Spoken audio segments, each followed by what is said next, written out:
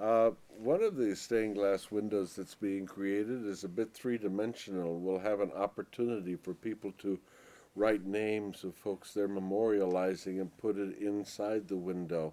Yes. In what senses you might want to tell us about that window and talk about the whole set of windows being a memorial?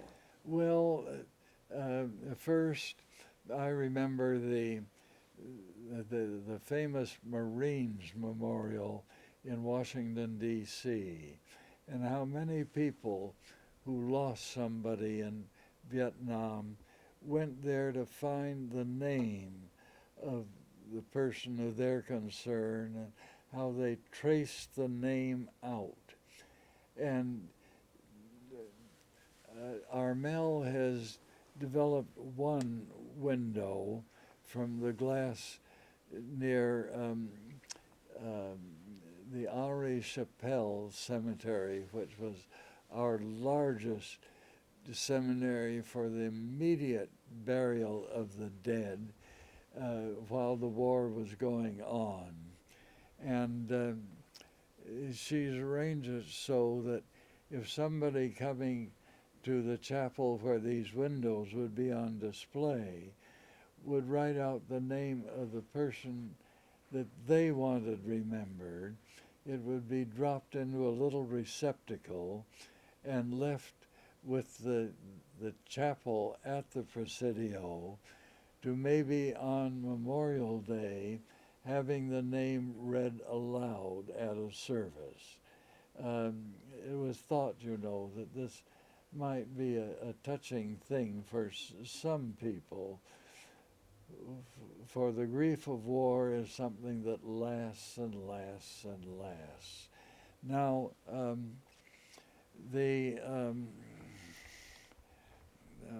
was a thought there I wanted to hit on. The thought of the Oh, whole yes, collection being a yes. memorial. Now, yes, every one of the windows has behind it a story of distress and terror.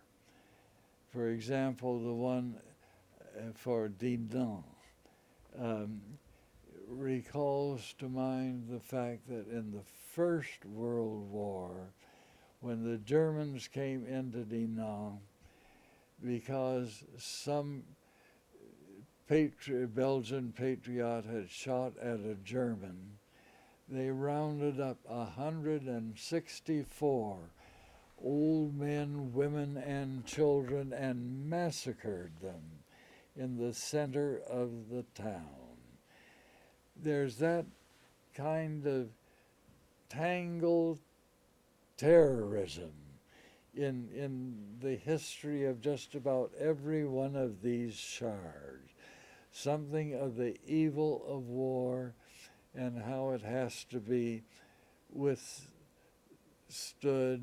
and overcome. And that's what I hope will be the message of it.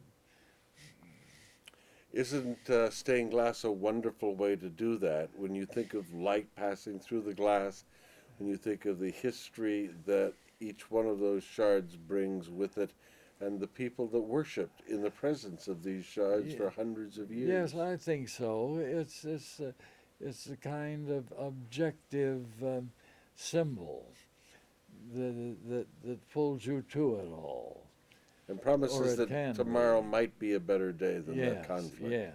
Yes. What was it like that first day of victory? I know you got a telephone call about doing a internationally broadcast prayer or something. The emotions of that day must have. I got a summons from General Bradley up in was a resort town near Kassel in Germany, to come up and say a prayer. And that was all it was. So immediately, of course, I got into my Jeep with a driver, and we went up to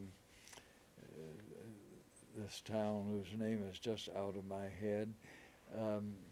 And when we got there, I was met by Douglas Anderson, who had been a very prominent international radio man, making announcements in the way that Dan Rather and others do today. And he told me, he said, now, all over America there'll be great jubilation, and they'll be arranging from place to place on the radio, and they may pick up what we're doing here. So it developed that I had to have a whole service, and I couldn't start the service until everything that I was going to use had been read by the Army censors.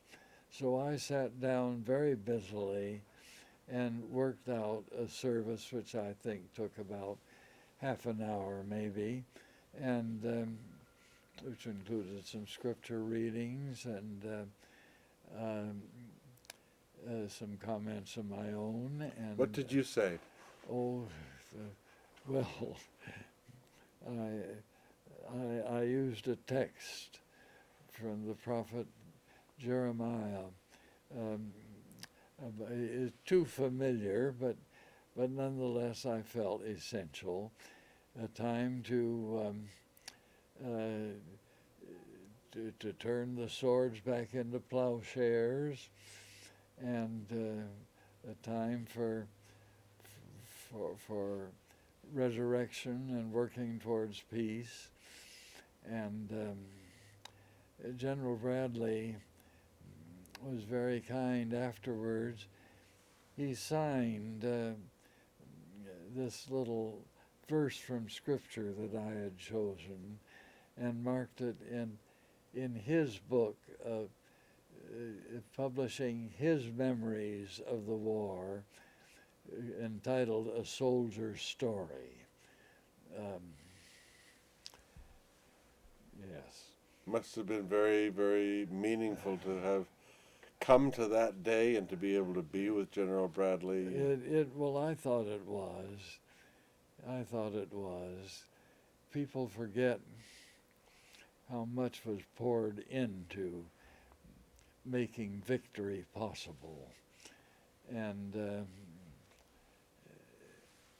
I'm glad to say his is a name that is still remembered. And revered. Yes. 56 years later now, we're at war again. Yes. Does that bring up your memories, and is there something we can learn out of that? I think it's such a different war. It is. That we can't say. I'm glad to see that in bringing it to a close, they're trying to arrange for a meaningful, diverse combination of people who will be handling the peace. That was not possible at the end of World War II.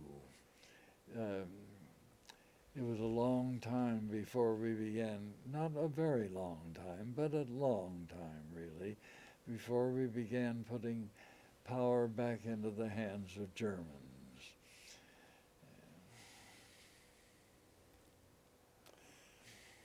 The model in Afghanistan, pray God, will be one that everybody can participate in. I hope so. I hope so. Bring relief to a very much distressed country. Do you have a bigger question? I don't know. I just curious, so you're not going to be there every time that someone goes and sees your panels. No. But if they could hear... I hope it gets going before I go. No. I mean, when it travels around and you're not going to be with every single person there, is there anything you would want them to know about your intentions or your What you hope they might get out of it? I just hope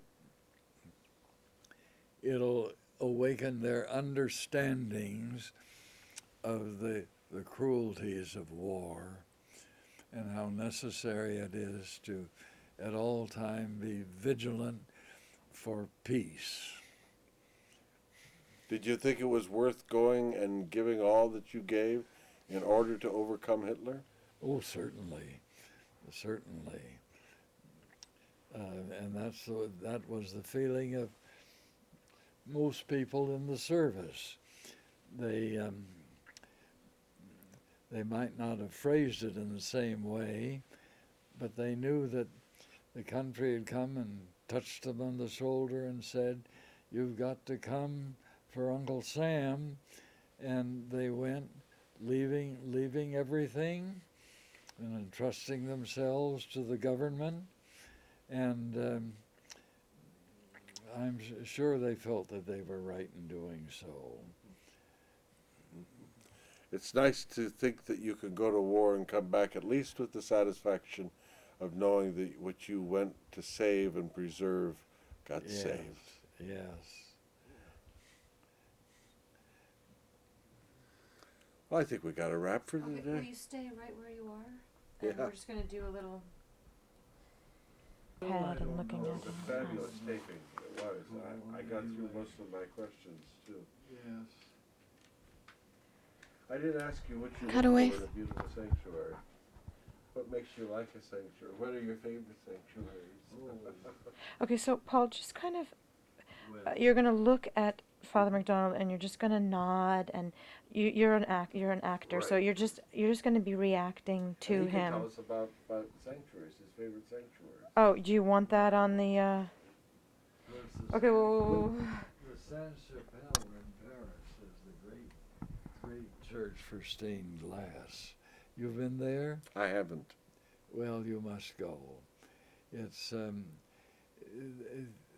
there's so little apparent stone in the building. It's just one great glass mass, and very beautiful medieval glass, very beautiful, and intact, never destroyed, thanks to a good German general in Paris when our forces got near the city, who refused to destroy the city as Hitler wanted him to do, but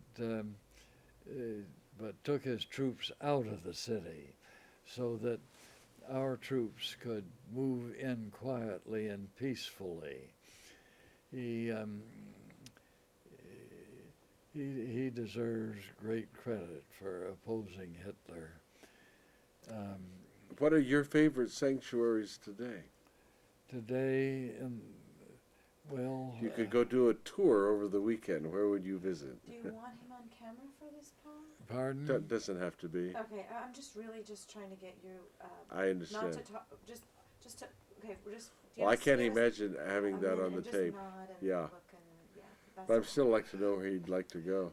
Well, I do think your chapel, Paul, is one that Right people on. should go to. It has a beautiful interior, and it's so perched in such a lovely way in that little spur of land on a hillside, with the finest outlook over the whole bay I think one can find in the city, and with its notable adornments by that Russian artist who Arnatov. did the St. Francis. Yes. That should be one that people should be glad to go to. Well, they'll be going there to see the McDonald windows, too. Yes. And I wish that the chapel at Fort Mason was open for people. But apparently it's not available to anybody nowadays, is it? We're talking to people about that. Yes. We'll keep talking. Going to a party tomorrow night with the man who's a decision maker on that. Yes, great. Yeah. I'll be anxious to hear how things go. Silly not to use that Yes. beautiful facility. Yes. Well, thank you for this whole morning. Well, thank you for coming, terrific Paul. tape. Let's just have one moment of silence. We're just going to get the sound of the room, so no one's going to say anything. Room time? 1 minute.